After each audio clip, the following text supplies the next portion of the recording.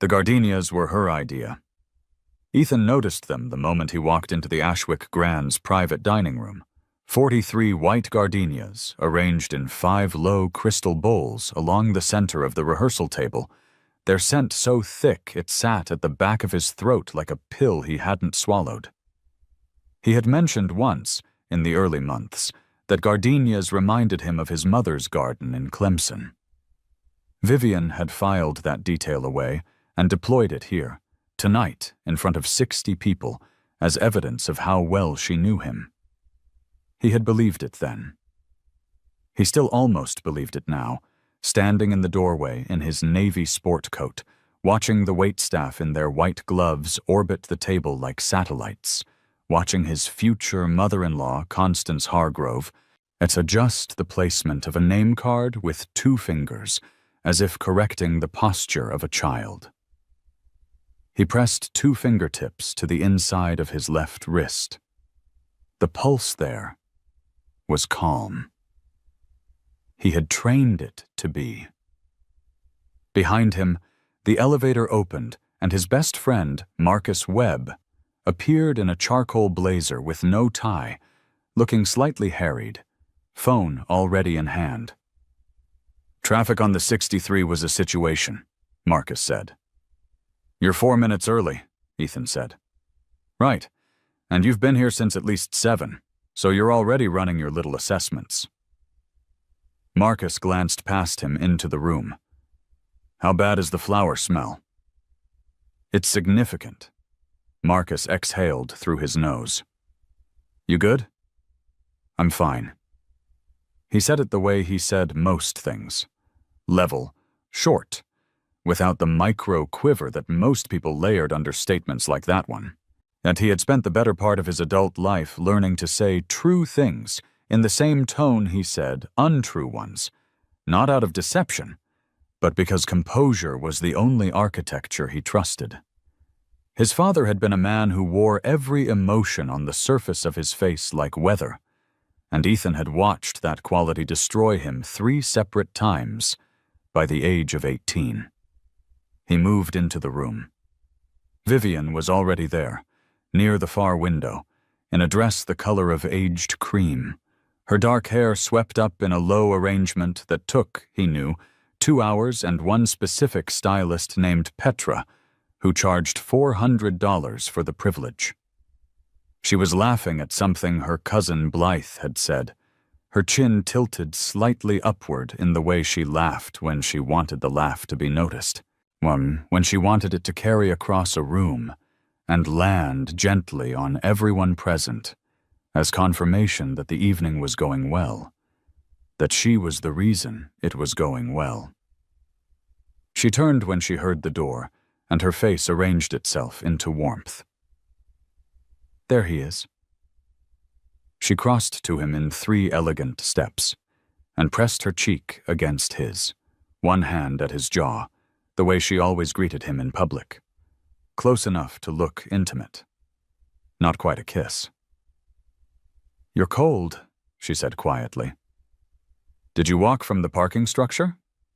"I did." "Ethan?"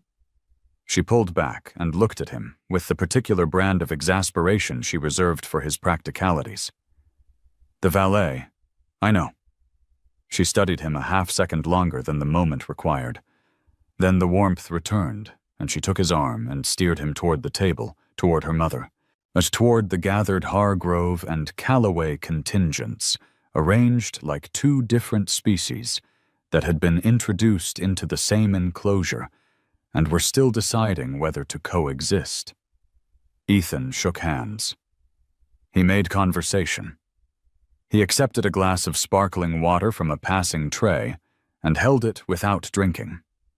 He was good at this, the performance of presence, the way a pianist is good at sitting at an instrument that is slightly out of tune and playing it anyway.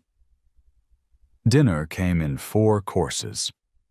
Dover sole, then a watercress salad with candied walnuts, then a short rib that arrived in a pool of reduced stock so dark it looked like lacquered wood.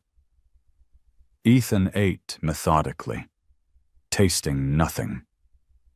He was running calculations at a low frequency under everything. The way a machine runs background processes while presenting a clean interface to the user. Yet the toast portion of the evening was Vivian's design. She had structured it, in typical Vivian fashion, with the precision of a corporate event. Each speaker slotted into a sequence, each segment timed. Her maid of honor, Serena Price, went first, 6 minutes. Warm and polished. Anecdotes about a trip to Portugal 2 summers ago. A reference to Vivian's directness that drew knowing laughter from the Hargrove side of the table. Then Vivian's father, Edmund, stood and spoke for 9 minutes in the measured cadences of a man who had given many speeches and trusted the weight of his own name to carry them. He said something about legacy. He said something about the Calloway name being a worthy addition to the family's trajectory. Ethan noticed he did not look at him while he said it. Then it was Ethan's turn. And he had written the toast himself. He had written it 3 weeks ago on a Tuesday morning in his home office, a 3rd-floor room with a west-facing window that caught the last 2 hours of afternoon light, sitting at his desk with a single lamp on and the rest of the floor dark. He had written it longhand first, on yellow legal paper, then typed it, then read it aloud to the empty room 3 separate times to hear where the rhythm broke. It was not a long piece, 11 sentences, but they were specific sentences, the kind you only arrive at if you have been paying close attention to a person for 22 months, cataloging their small truths the way a scientist catalogs specimens, the way she made coffee in the dark before she was ready to speak. Was the way she kept a running list of books she intended to read but never started, because the intention itself was a form of ownership she preferred to the act of reading. The way she had called him from a parking garage at 11 at night once, not because anything was wrong, but because she had seen something funny and needed to tell someone immediately, and he was the person she had dialed without thinking. He stood. The room went to the particular quiet that rooms go to when they recognize a shift in register, when they understand that whatever is coming next will require them to pay attention. He looked at the paper in his hand. He cleared his throat once. And then, 3 lines in, something happened to his voice. It was not dramatic. There was no visible breakdown, no trembling chin, no hands that shook. What happened was quieter than that and more honest. His voice dropped half a register, and the breath underneath it changed quality, became something unsteady and real, the way a building settles at night, micro-contractions in the frame from the temperature drop. His eyes stayed on the paper, but one blink took longer than the others, and when it opened, the surface of his eye was bright. He finished the toast. He raised the glass. He said her name. And Vivian laughed. It was not a cruel laugh. He would spend considerable time analyzing this later, with the same forensic attention he brought to everything. It was not the laugh of someone who meant to wound. It was the laugh of someone who was surprised, and whose surprise was mildly embarrassed, and who covered that embarrassment with the social tool she reached for most readily, which was lightness, which was the brief musical sound she made when things veered outside her emotional comfort zone. But she was looking at Serena when she made it.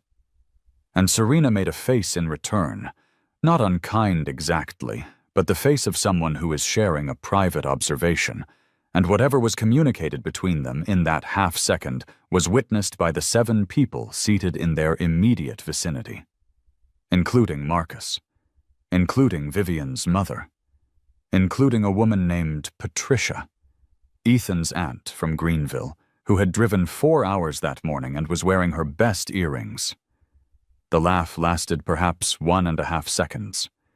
Then Vivian's hand came up and covered her mouth, and she shook her head slightly, a gesture that was meant to communicate something like, "I'm sorry, it's fine, it's endearing." And the room exhaled and someone began to clap. And the moment moved forward the way moments do, metabolized and gone. Ethan sat down. He set his glass on the table. He picked up his fork and moved a piece of endive to the other side of his plate. His pulse was where it always was. His face was where it always was. Marcus, beside him, said nothing. Marcus had known him for 11 years and understood the particular architecture of his silences. He placed one hand briefly on Ethan's shoulder, the way you might steady a structure you are not sure has fully settled, and then he removed it and picked up his own glass and took a long drink. The rest of the rehearsal dinner moved at the pace of these events, slightly too long, punctuated by small talk that circled the same conversational landmarks: the venue, the catering, the honeymoon plans, and the spring weather. Ethan participated in all of it. He answered every question directed at him. He made eye contact. He performed the full inventory of social gestures expected of a man who is 2 days from his wedding and should therefore be radiating a specific frequency of contentment. At 10:47, he said his goodbyes. He shook Edmund Hargrove's hand. He kissed Constance on the cheek. He told Serena it had been a lovely evening. He let Vivian walk him to the elevator, her hand in the crook of his arm, and when the door opened, she turned to him in the way she always did at the end of public events, slightly more unguarded, the performance receding, the person underneath it surfacing in increments. "You were wonderful," she said. "The toast was beautiful." He looked at her for a moment. As the hallway was empty except for the two of them, the elevator holding its door, a thin line of warm light from the dining room behind her. "Thank you," he said. She reached up and straightened his collar. It did not need straightening. "You're not upset," she said. It was not quite a question. "About what?" She paused. The pausing itself was its own data point. "I laughed," she said. "During the toast, it was just, you were so—" She searched for the word and settled on genuine. "It surprised me." He held her gaze. The elevator was still waiting. "Good night, Vivian," he said. He stepped in. The door closed. He stood in the elevator and rode it 14 floors down to the lobby and walked out through the revolving door into the October air, which was cold now. Genuinely cold. Just the kind that arrived in the chest before the skin registered it. He walked to the parking structure, 300 meters, unhurried. He found his car on level 2, a gray sedan 5 years old and maintained with meticulous regularity, because that was the kind of thing he maintained. He got in. He started the engine. He sat with both hands on the wheel, and the engine running, and the garage quiet around him, and he did not move for 4 minutes. Then he drove home. His apartment was in a building 12 blocks from the financial district, 23rd floor, northeast corner, with a view of the river and, on clear nights, a thin strip of the opposing bank's lights. He had lived there for 6 years. It was clean in the way that reflected a specific psychology, not sterile but precise. Every object deliberate. Was nothing decorative that had not been chosen with intention. Books on the shelf arranged by subject and then by date of acquisition. Kitchen with 6 items on the counter. Desk in the office with 3 active files and 1 personal notebook, always closed. He made coffee.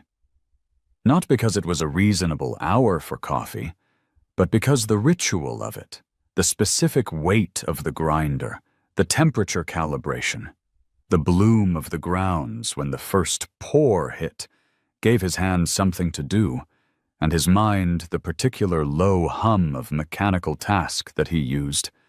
the way other people used bourbon or long drives. He stood at the counter and drank the coffee and looked at the middle distance. The laugh had lasted 1.5 seconds.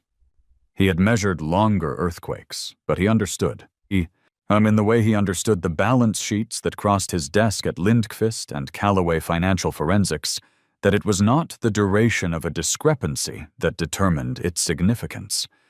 It was what the discrepancy revealed about the underlying structure.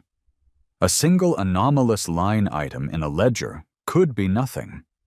Or it could be the loose thread at the edge of a fabric that, when pulled, unraveled the entire weave. He had spent 22 months building a model of Vivian Hargrove in his mind, the way a forensic accountant builds a model of a company's financial health, pulling data from every available source, looking for patterns, looking for the gap between what was presented and what was true. The model he had built was not perfect. He knew that. No model is, but it had been stable, internally consistent. The laugh had introduced a variable. He finished the coffee. He rinsed the cup. He went to his desk and opened his personal notebook to a clean page, and he wrote one line. He stared at it for a while. Then he closed the notebook and went to bed. He lay in the dark for a long time, not trying to sleep. His mind moved through information the way it always moved, systematically, without drama, the way a cursor moves through a document scanning for errors. He thought about the morning he had met Vivian at a conference in Chicago, her at the table for the Hargrove Group's foundation arm, him presenting a panel on forensic risk assessment. She had come up afterward with 3 specific questions about his methodology, and the specificity of the questions had impressed him, because most people at those events asked general questions and performative questions, questions that were really just introductions wearing a question's clothes. Hers were real. He thought about the first 8 months, which had been genuinely good in the way some things are genuinely good before you understand their conditions. The trips, the long dinners, the conversations that ran past midnight about architecture and institutional failure, and the particular loneliness of competent people in organizations designed for mediocrity. She was sharp. She was disciplined. She had a physical elegance that was entirely natural, no performance in it, the way some structures are beautiful not because someone designed them to be, but because the engineering solved a problem and beauty was a byproduct. He thought about the shift, which had been gradual and which he had rationalized at every incremental stage the way people rationalize the early symptoms of a structural fault. It was stress, it was the season, it was the pressure of her family's expectations. It was temporary. He thought about the 5 or 6 moments over the preceding year that he had cataloged as anomalies and then filed away without fully analyzing. He thought about a Tuesday evening in March, 8 months ago, when he had been at his desk until 9 and had come home to find that she had let herself in with the key he had given her and was on the phone in the kitchen, door mostly closed, speaking in a voice 2 registers lower than her normal one, and had rearranged her posture and her tone so thoroughly when she heard him come in that the transition itself was a data point, and he had not filed a report on that data point. He had accepted her explanation, which was that she was speaking to an old friend from boarding school who was going through a difficult divorce and needed discretion. He had accepted it because he had wanted to accept it, and because wanting to accept a thing is, in human beings, a nearly perfect countermeasure to the impulse to investigate it. He had been 22 months into building a life with a woman, and he had wanted it to be true. He understood that impulse now the way you understand a structural flaw in retrospect completely, and too late to have been useful. The ceiling of his bedroom was the same pale gray it had been when he moved in.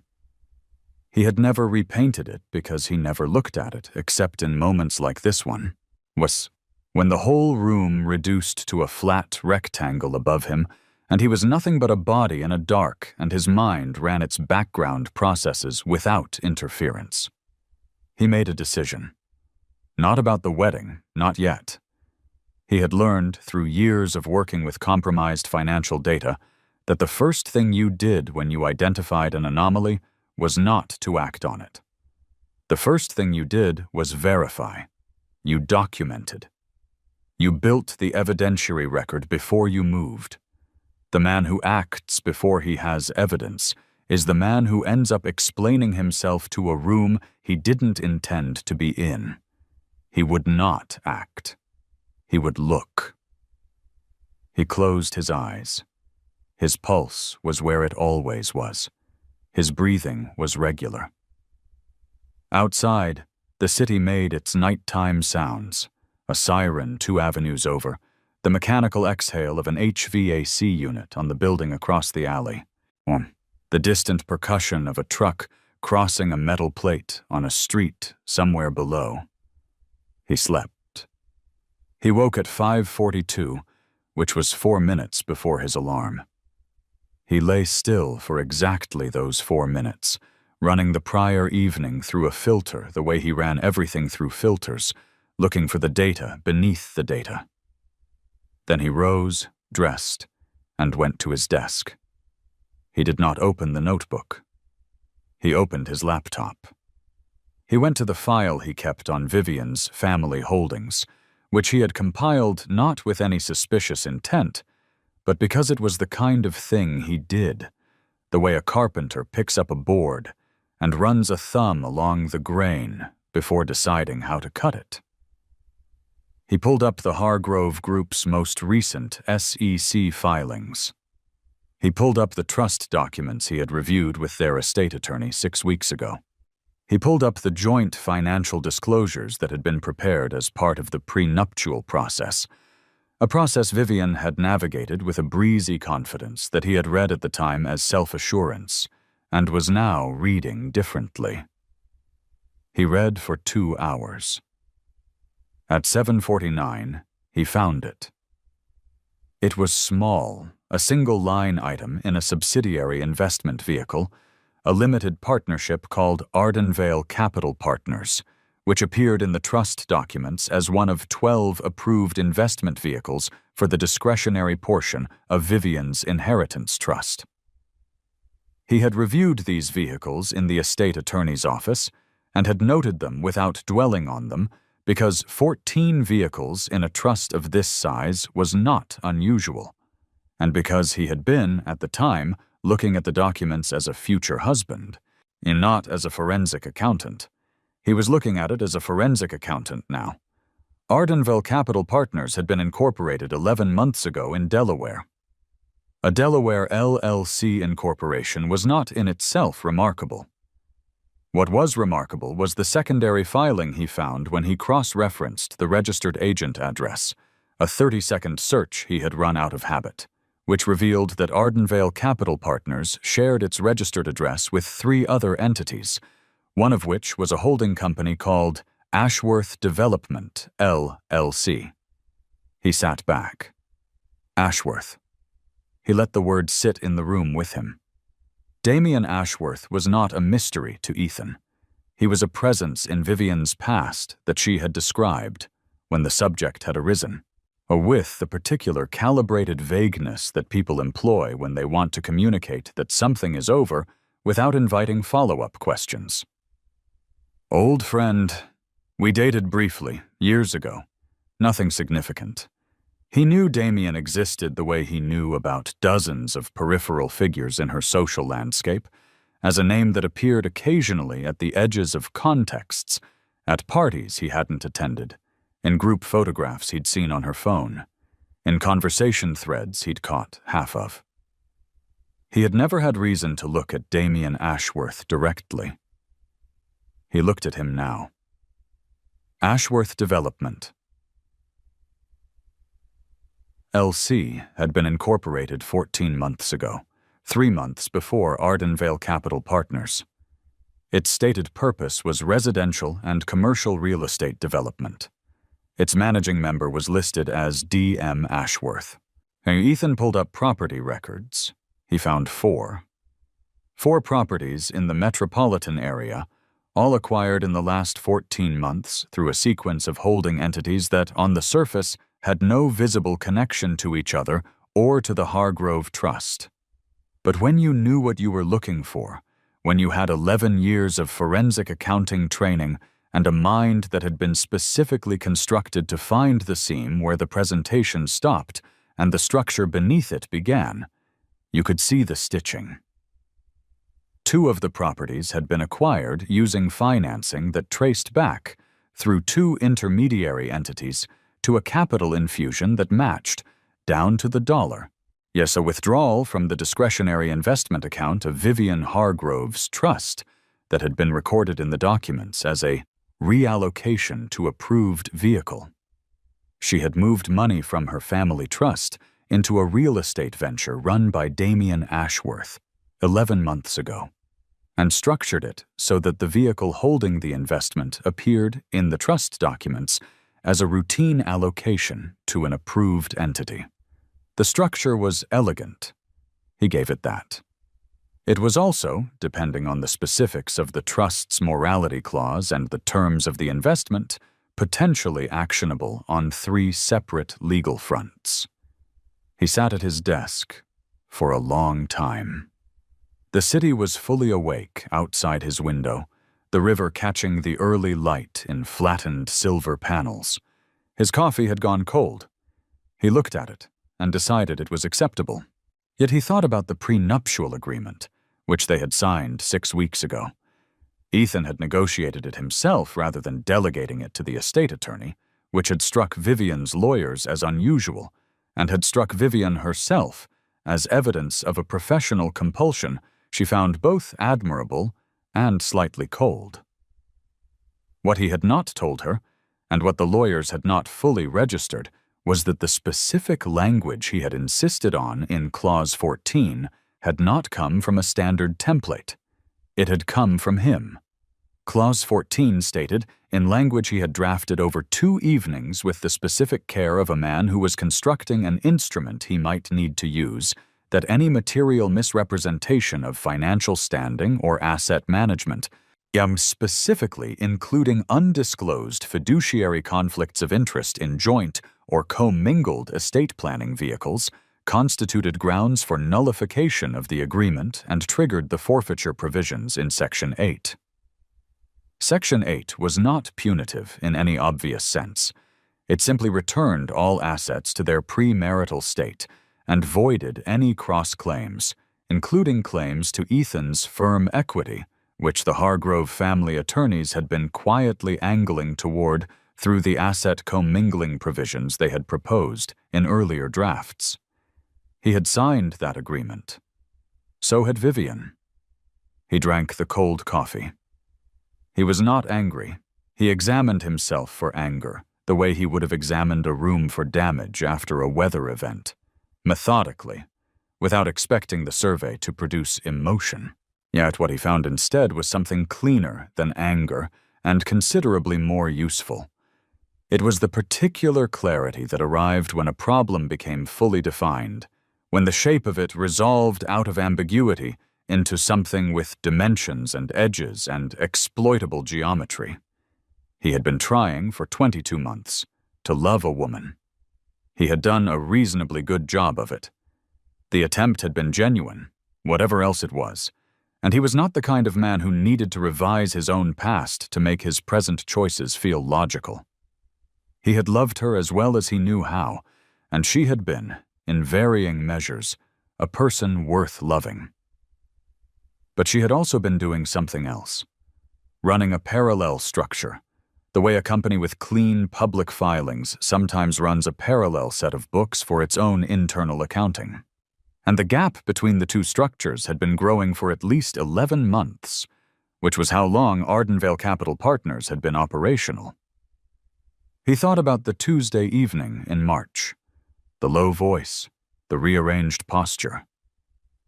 He picked up his phone and called Marcus. Marcus answered on the third ring, sounding like someone who had slept badly and had thoughts about it.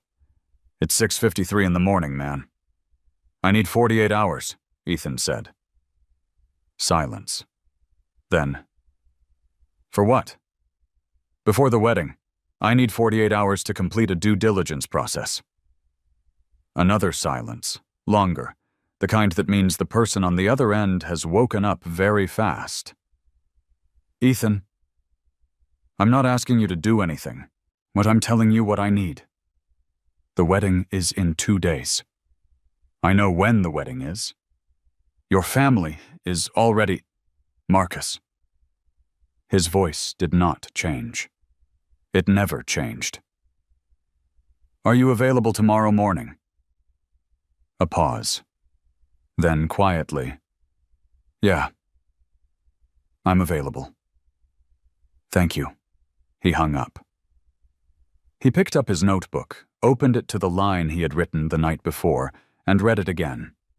Then he opened it to the next blank page and began to write.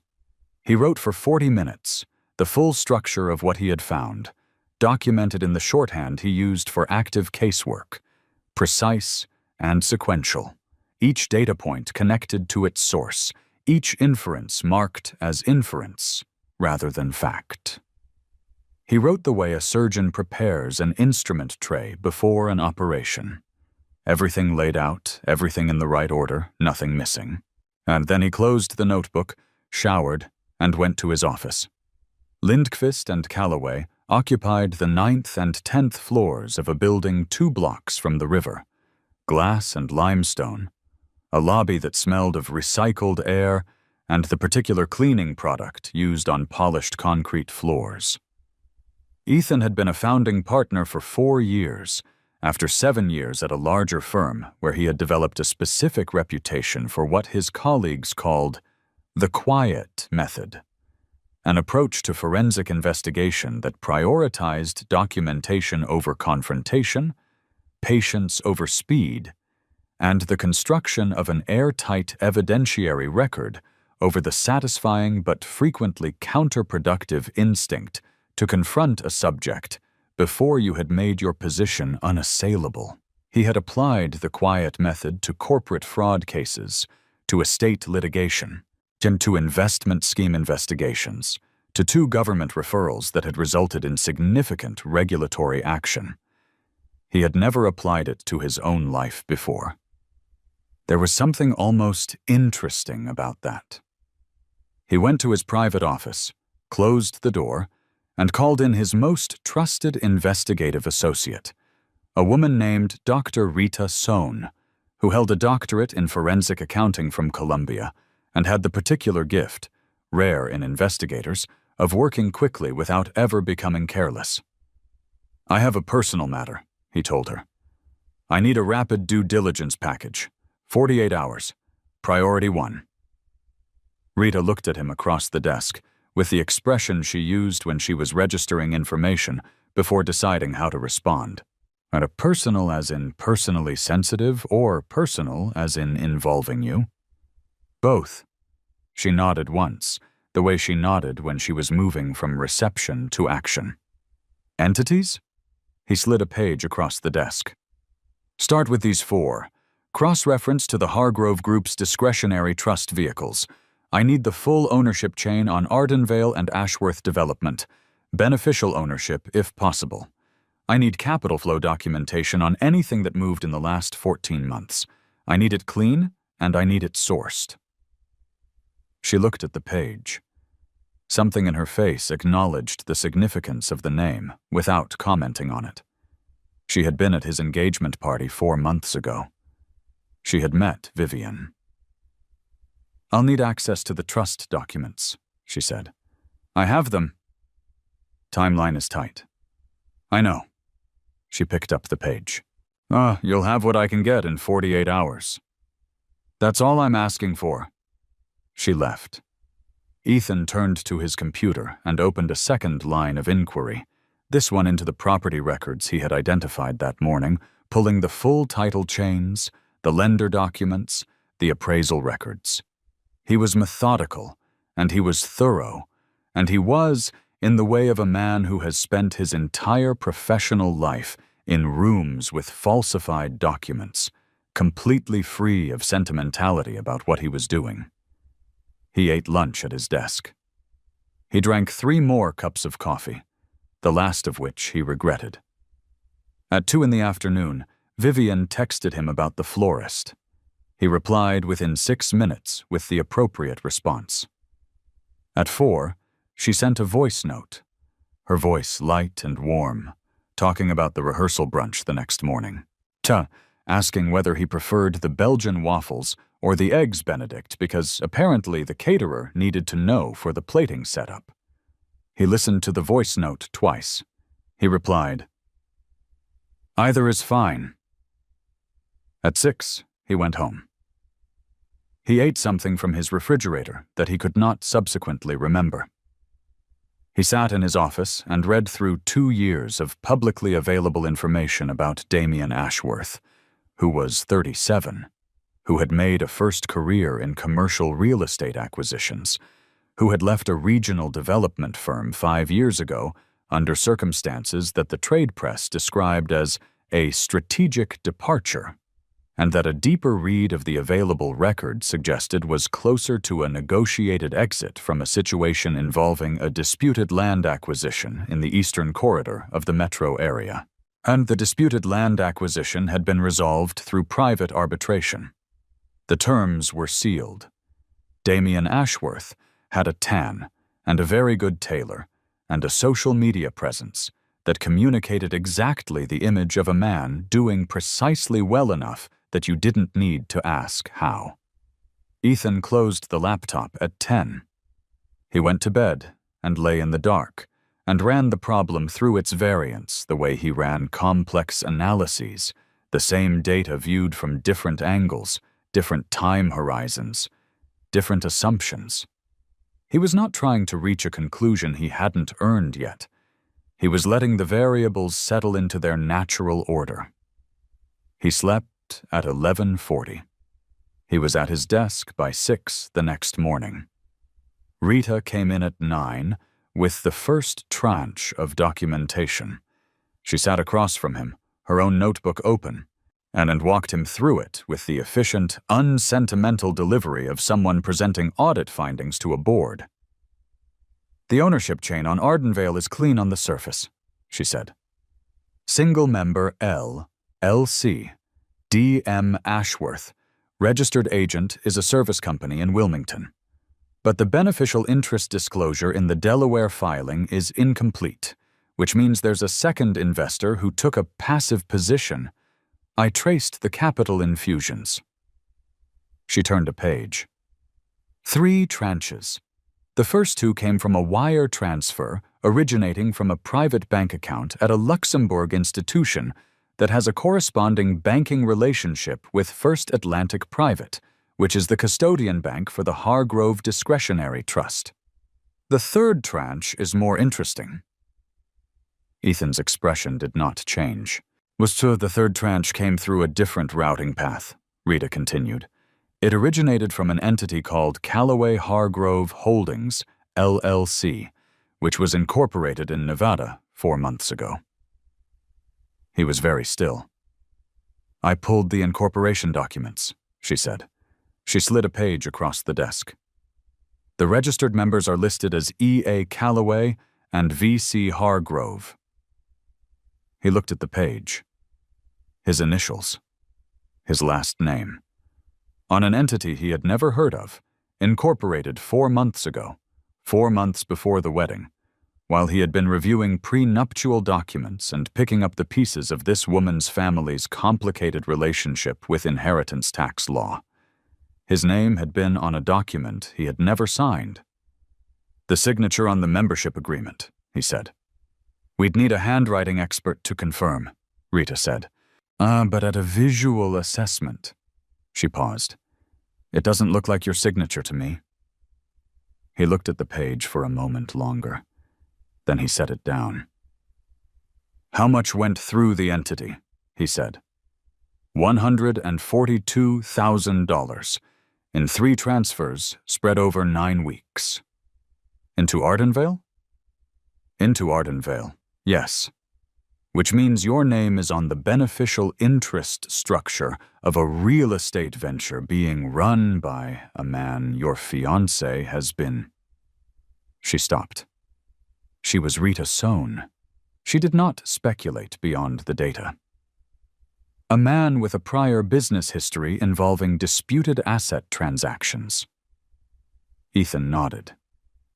There's more, she said. Tell me. The Hargrove Family Trust has a provision I flagged when I reviewed the document.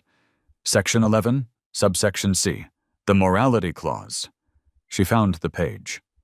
It states that any trustee who engages in conduct constituting financial fraud, specifically including the creation or use of instruments bearing forged or unauthorized signatures for the purpose of investment activity, forfeits the discretionary distribution rights under the trust immediately and permanently. I know the provision, he said.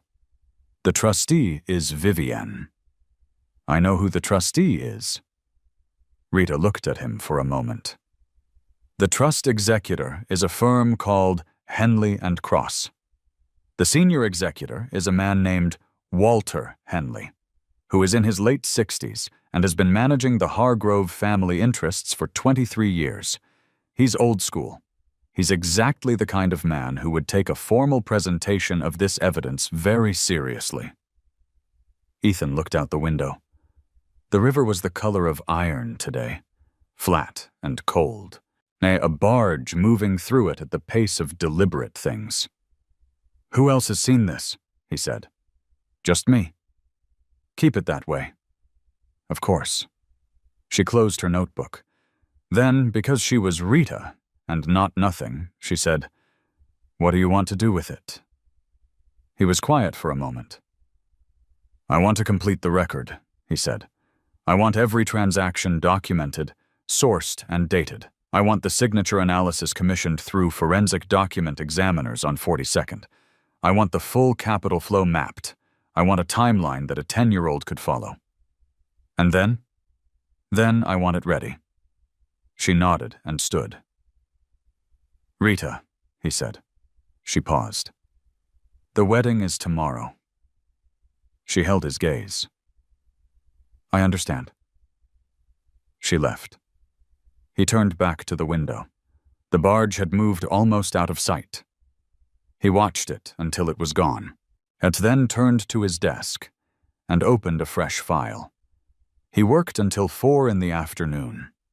He took one call from Vivian about the morning ceremony logistics, and he answered it with the same calibrated warmth he had been deploying for 22 months, present and attentive, and betraying nothing. She sounded excited, he thought. Genuinely excited, the way a person is excited the night before a thing they have planned very carefully and are confident in. The way a director is excited the night before opening night. He wondered, not for the first time, what the inside of her calculation looked like. Whether she had one. Whether this was the considered architecture of a woman who had decided that love and financial strategy could occupy the same space without one contaminating the other, or whether it was something messier and more human, as something that had started as a relationship and accumulated the other elements the way a river accumulates sediment, without intention, just the movement of time and opportunity. He decided he didn't need to know. The inside of her calculation was not relevant to the outside of what she had done. He left the office at 4:15. He walked home. The air was cold in the same way it had been the night before, autumn establishing itself with the commitment of a new management team. Nothing tentative about it. He stopped at a coffee shop 3 blocks from his building. It was a small place, the kind that had been there for 15 years before the neighborhood changed around it, and was now slightly out of register with its surroundings, a little dim, the counter scarred from years of use. As a sign on the chalkboard advertising a soup of the day in handwriting that had been there long enough to fade slightly at the edges. He ordered a drip coffee, black, in a paper cup with a cheap plastic lid that didn't quite seal right. He paid with cash. He sat at the counter and drank the coffee and did not think about anything in particular for 12 minutes. It was the best 12 minutes of the week. Then he went home. He did not call the wedding off that night. He had been asked, later, why not? And the honest answer was that he was not ready. Not because he was uncertain about what he had found or what it meant, but because he understood, with the precision of someone who had spent his career studying the difference between a premature action and a strategic one, and that the timing of a move determines its effect as much as the move itself does. He needed the record to be complete. He needed the signatures analyzed. He needed the capital flows documented to the last wire transfer. He needed the file to be the kind of file you could hand to a regulatory body, a trust executor, and an attorney in the same afternoon without having to explain or justify or supplement anything. He needed it to be bulletproof before he touched it. He called his Aunt Patricia and told her the wedding was postponed due to a scheduling issue with the venue, which was not true, but which was the kind of statement that would give her the least distress while he completed what he was doing. He asked her not to share this with anyone else until he contacted her again. She was, bless her, a woman of considerable discretion, and she said she understood. He called Marcus. "I need 3 months," he said. A very long silence. Then, 3 months. "The wedding is being postponed. I have a reason. I can't share it yet. I need 3 months to complete what I'm working on." "Ethan," Marcus said, "talk to me." "I'm talking to you. I'm telling you it's under control. I need 3 months." Another silence. "Is she safe? Is this a safety thing?" "No, it's a documentation thing." A pause. He could hear Marcus deciding. "Okay," Marcus said finally. "I'm going to call you more often than you're accustomed to," Ethan said. "That would be approximately twice a year's worth of normal, so brace yourself." "I know." He called Vivian last. She answered on the second ring, tone on her voice carrying the bright anticipation of someone who has been waiting for this call and has been managing the waiting with cosmetic patience. "I've been thinking about tomorrow," she said immediately. "So have I," he said. "I need to talk to you about the ceremony." A pause. Small, but real. "What about it?" "There's a scheduling conflict that came up with the venue," he said. "Nothing dramatic. The space we had reserved for the reception has a prior booking that wasn't cleared from the calendar.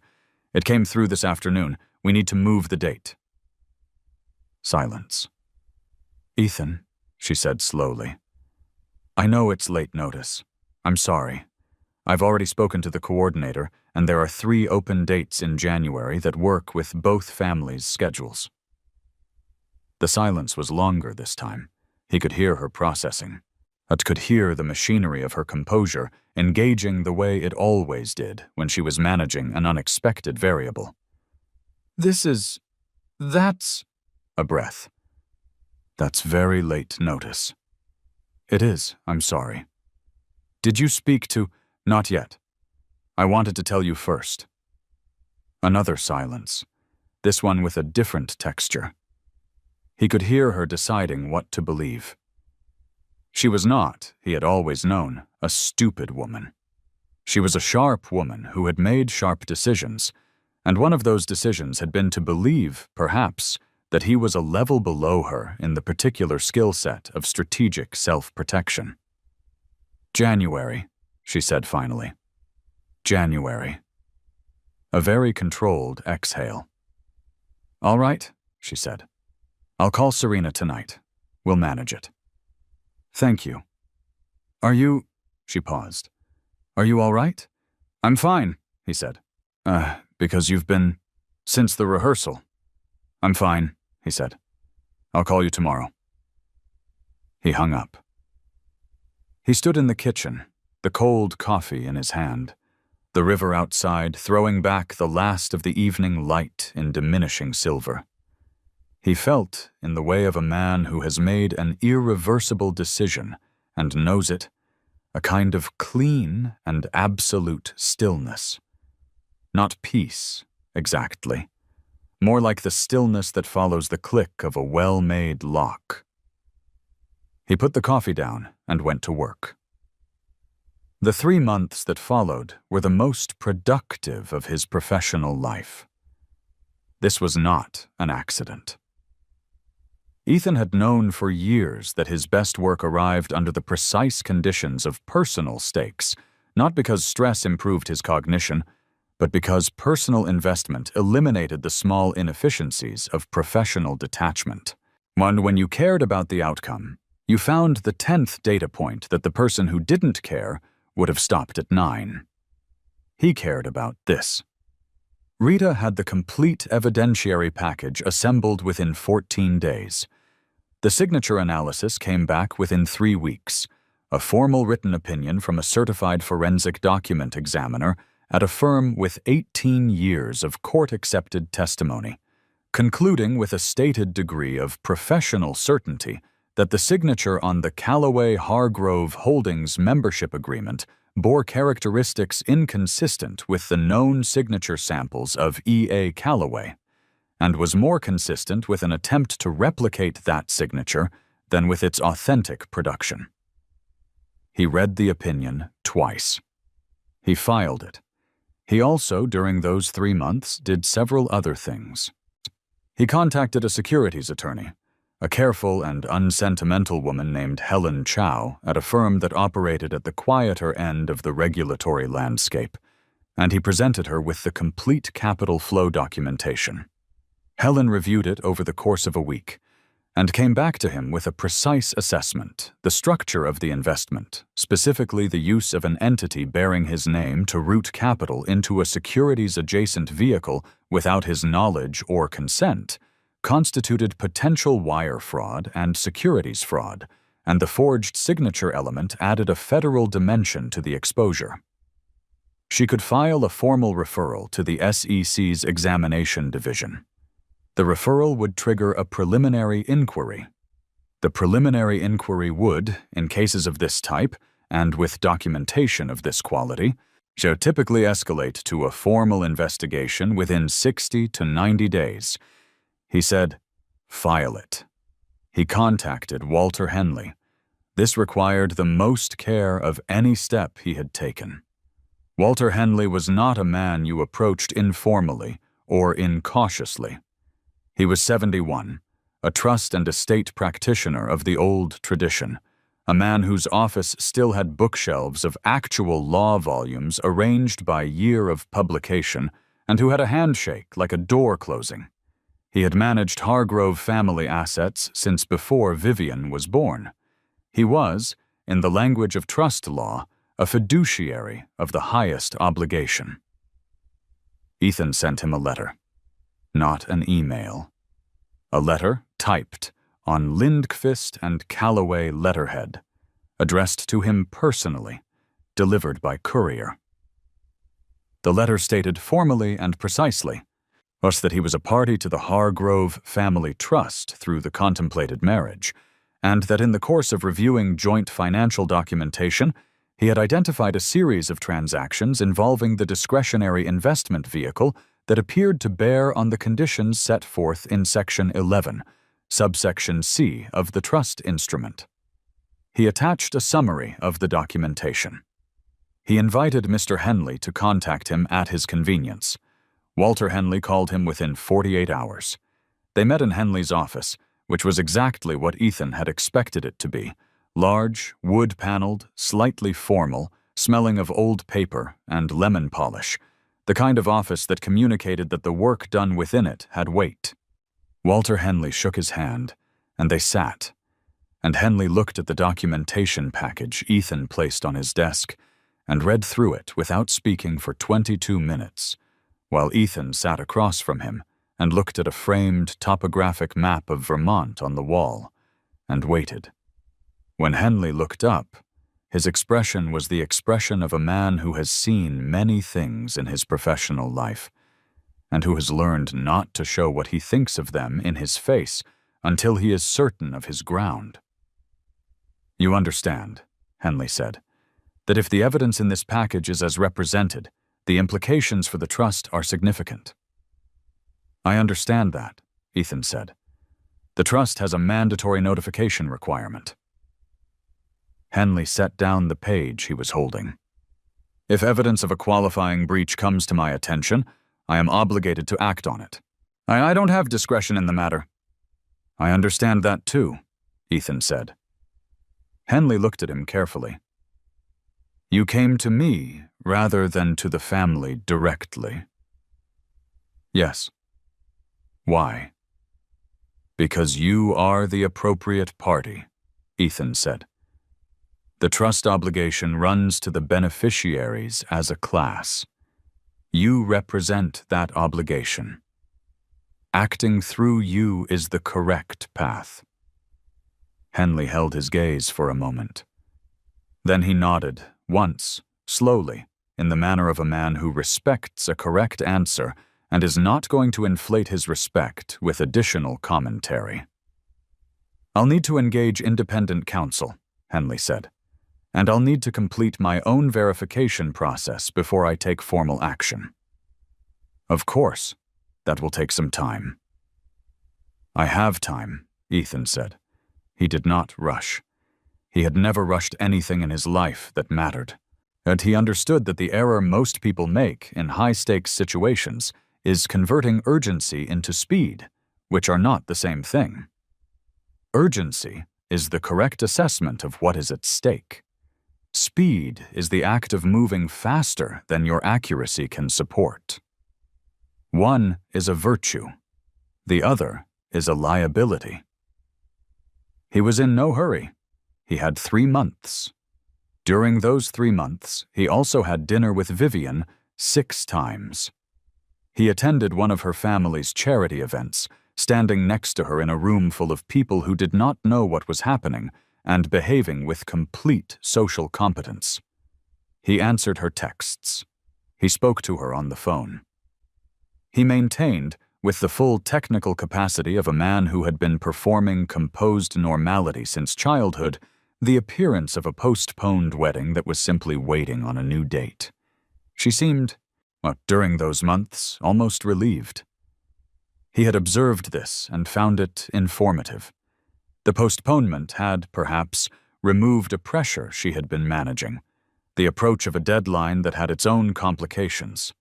She was warmer to him than she had been in the preceding months. More attentive. She sent him things, articles she'd read, a photograph of a restaurant she thought they should try, a voice note one. Thursday morning that was just her drinking coffee and talking about a dream she'd had. The kind of ordinary intimacy she had performed very well in the early months and then gradually reduced as the calculation of the relationship had shifted in her mind. He accepted these gestures. He reciprocated them at the appropriate frequency. He was, during those 3 months, possibly the best version of himself he had ever presented to her, attentive and warm and present in the way she had always wanted him to be, because he had nothing left to protect and nothing left to perform, and the removal of those 2 weights had made him, paradoxically, easier to be. He did not do it to be cruel. He was not cruel. He was simply himself, running the process he had decided to run, completing the record, waiting for the conditions to be correct. At 63 days into the 3 months, Walter Henley called him. "My verification is complete," Henley said. "The documentation holds." "I assumed it would," Ethan said. "I'm required to take action within 10 business days." "I understand. I want to be precise with you," Henley said. The action I'm required to take is a formal notification of the beneficiary and the initiation of trust review proceedings. The outcome of those proceedings is not certain, but given the evidence, the most probable outcome is a suspension of discretionary distributions pending the resolution of the investigation. I understand, Ethan said again. A pause. The family will be notified, Henley said. Edmund Hargrove will know. Constance will know. Yes, Ethan said. This will be... Henley seemed to search briefly for his word, and then decided against whatever he had been reaching for. It will have significant consequences for a number of people. Actions typically do, Ethan said. Another pause, the kind that contained a question Henley was too professional to ask. Is there anything else you need from me? Ethan said. No, Henley said. Thank you for bringing this to the appropriate party. Of course. He hung up. 3 days later, the SEC Examination Division sent Ashworth Development LLC a notice of preliminary inquiry, which was not a public document, but which, in the small and interconnected world of metropolitan real estate development, created exactly the kind of information leak that preliminary inquiries typically create when they land in the inbox of a managing member who is also in a financially leveraged position. By the end of that week, 2 of Damien Ashworth's institutional investors had quietly initiated their own review processes. By the following week, the Hargrove family's attorney had been in contact with Henley's office 4 times. Yeah, Ethan knew all of this because he had built the kind of information network that the quiet method requires, not surveillance, not anything improper, simply the careful cultivation of professional contacts in relevant fields, the attorney who happened to be friendly with one of Henley's colleagues, the commercial real estate broker who tracked investment vehicle activity in the metro area as a standard part of her market analysis, the financial journalist who had covered Ashworth Development's earlier acquisition controversy, and who received, from a professional source who requested discretion, a quiet tip that the story had a second chapter. He was, in his profession, very good at this. He had simply applied it to a different domain. The journalist's story ran on a Wednesday. It was not a front-page story. It ran in the business section of a publication with serious regional reach, under a headline that was precise and measured and did not sensationalize. It reported the SEC preliminary inquiry, the capital flow anomalies that investigators were examining, and the involvement of a trust vehicle associated with the Hargrove Group. It named Damien Ashworth.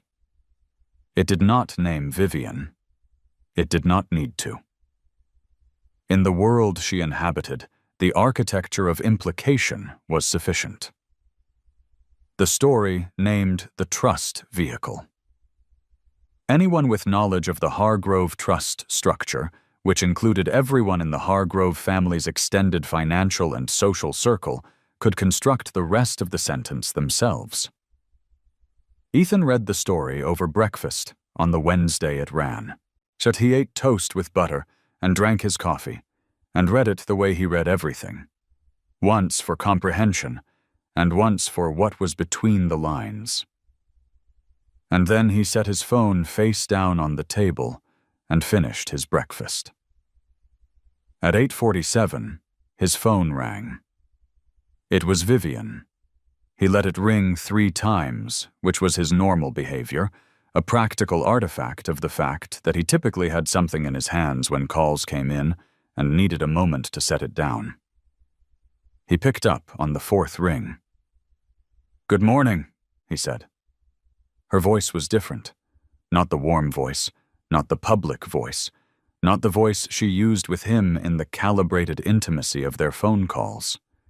It was the voice underneath those voices, the one he had heard very rarely, and the one that arrived when her composure had been genuinely tested rather than aesthetically deployed. It was lower and more direct, and in it was a kind of urgency, that was entirely real. "Have you seen the piece in the Clarion?" she said. "I've seen it," he said. "Ethan." A breath. There's something happening with the trust, and I need to. My father has been calling, and there's apparently. She stopped. He could hear her organizing herself, pulling the edges of her control back to the center. "I need to see you." "All right," he said. "Tonight. Can I come to yours?" "I'll be home at 7, he said. She was there at 6:53, and he buzzed her up.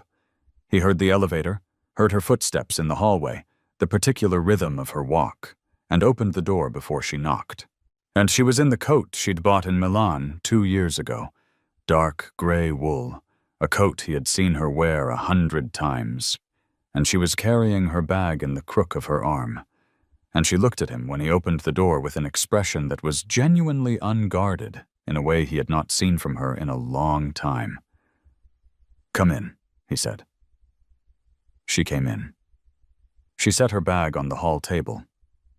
She did not take off the coat immediately, which meant she was not yet certain of the ground she was standing on.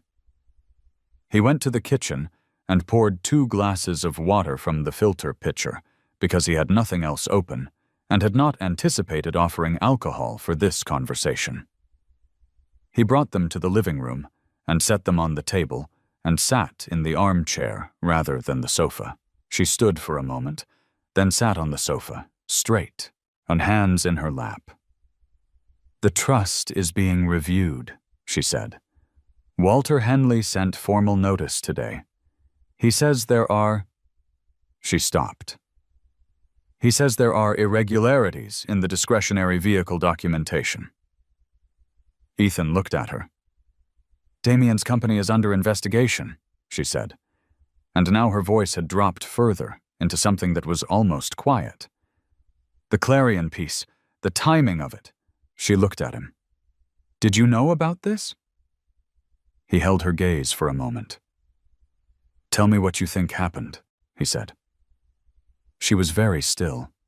Then, "Ethan." "I'm not being coy," he said. "I want to understand what you believe occurred." She looked at him for a long moment, and in that moment he watched something shift in her face, a slow settling of possibility into probability. The way a building settles when the foundation finally confirms what the walls have been suggesting. "You found it," she said. "The trust documents." He didn't answer. "The prenuptial review," she said slowly. "You went through everything. You found the entity." He was quiet. "The signature," she said, and her voice was very low now. He looked at the water glass on the table between them. "I never used your money," she said. "I want you to know that. The capital was from the trust. It was my money. It was commingled under my name," he said. "I know." She pressed her lips together. "I know that. I should have—" She stopped. "I was going to tell you. After the wedding, once things were established, I was going to—" "You were going to tell me after the wedding," he said. What the flatness of his voice in the room was a different kind of thing than silence. Silence is simply the absence of sound. His voice in those moments was the presence of something that had decided not to be anything other than what it was. She looked at him with an expression that was the most real thing he had seen from her in 22 months, stripped of the warmth and the management and the calculated presentation. And what was underneath those things was a woman who understood now precisely what she had done, and what it had cost, and what it was going to cost. "I was stupid," she said. He did not answer. Damien was... It was old. It was something that... She stopped again. "It wasn't what I wanted. It was something I was trying to end, and it became complicated, and I made decisions I shouldn't have." He looked at the window. The river was dark outside, the bridge lights reflecting on the surface in broken lines. "Ethan," she said, "talk to me." "I'm listening," he said. Don't do that." Her voice had an edge in it, the first real edge he had heard from her that evening. Don't sit there and look at the window and be—" She stopped. She pressed her hand to the side of her face briefly, a gesture he had never seen her make. "I'm asking you to talk to me." He looked at her. "I made mistakes," she said. "Significant ones. I know that. I'm not here to defend what I did. I'm here because I—" She looked at her hands. "I don't want to lose you." The sentence sat in the room. He looked at her for a moment, then he reached forward and picked up his water glass and took a long drink. "The trust review will take approximately 6 to 8 weeks, he said. "And the SEC preliminary inquiry may resolve more quickly, depending on whether they find additional actionable material beyond what's in the initial referral.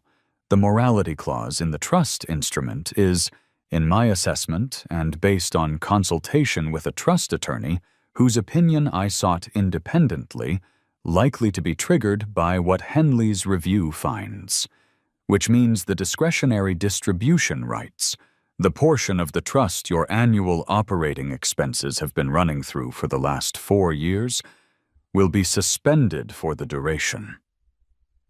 She was very still. "The Callaway Hargrove Holdings entity will be dissolved," he said. "I've already begun the process through Nevada Corporate Counsel. My name will be removed. The capital that moved through it will be the subject of the SEC inquiry, which I cannot influence and would not try to." He set the glass down. "The prenuptial agreement," he said, "which you signed, contains language in Clause 14 that applies to the situation as documented. The agreement is void. Not voidable. Void. I have a letter from the estate attorney to that effect." She was looking at him in a way that was entirely still, the way something very fast moving becomes still when it has exhausted its momentum. "The wedding," he said, "is not being rescheduled." In the silence that followed this, the apartment made its small domestic sounds. The refrigerator cycling. A cab somewhere below the window. The building's infrastructure, its pipes and ducts and circuitry, running the work of keeping the space habitable. Vivian looked at him for a long time. "Ethan," she said, and in the word was something that was not strategy and was not performance, and was, as far as he could assess it, completely real. Her voice had dropped to almost nothing. "Please." He looked at her. "Don't do this," she said. "I know what I did. I know how bad it looks, and I know why I know this is what I deserve, and I'm not." Her voice broke slightly on the word deserve, and she stopped and gathered herself with visible effort. "But I'm asking you not to do this. I'm asking you to give me the chance to—" "I sat at a table," he said, "in front of 60 people, and I read 11 sentences about you. The 11th sentence was about the way you called me from a parking garage at 11 at night because you'd seen something funny and needed to tell someone immediately, and you dialed me without thinking." He paused. I wrote that sentence because it was the truest thing I knew about what it felt like to be chosen by you." She said nothing. "You laughed," he said. "Not loud, not angry, just the facts of the matter, placed on the table the way you place a document, precisely and without flourish, and let it be what it is." She closed her eyes. He stood up. He walked to the hall and opened the door. He stood beside it, not blocking it, not gesturing, simply making it available. She sat on his sofa for another moment, her hands in her lap, her coat still on, her composure assembled and reassembled and now assembled into something that was no longer performance and was simply the face of a person sitting with what they had done. Then she stood. She picked up her bag. She walked to the door. She stopped in front of him, very close. The same distance as the elevator at the Ashwick Grand 3 months ago. He held the door. She looked at his face for a moment, searching it the way you search something you are seeing for the last time, making a record of it. Then she walked out. He closed the door. He stood in the hallway of his apartment for a moment, his hand on the door, the wood solid and cool under his palm. The sounds of the building, the city below. The river outside the window, moving in the dark in its ancient and indifferent direction, carrying everything downstream whether it wanted to go or not. He went to his desk. He opened his notebook to the page where, 3 months ago, he had written one line after the rehearsal dinner. He read it. The line said, "Find out what is true." He picked up a pen. Below the line, he wrote one more word. Done. Good. He closed the notebook. He went to the kitchen, poured the remaining water from both glasses down the drain, rinsed them, and set them on the rack. He turned off the light over the sink. He turned off the lamp in the living room. He stood in the half-dark with the city light coming through the window and thought about his Aunt Patricia's earrings and the cold in the parking structure and the specific weight of a gardenia's smell in a sealed room. Then he went to his desk and opened a new client file. He had work to do. We need to defend the marked objective.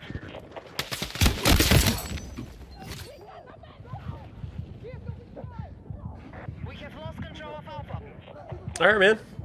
It's fine if you don't. It's cool. Making coffee at 2 in the morning, 3 in the morning, whatever it is there now. Getting ready for work or something. Some kafifi.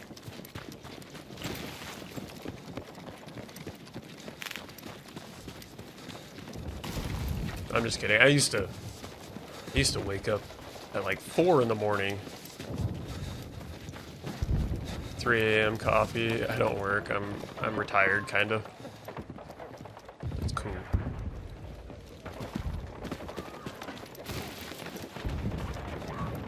Yeah, I'm trying to fix my sleep schedule so that I'm awake during the day and not staying up till fucking 6 a.m. and then sleeping during the entire day and rinse repeat. Trying to fix that. I think that 21-hour stream fixed it. I hope, until I end up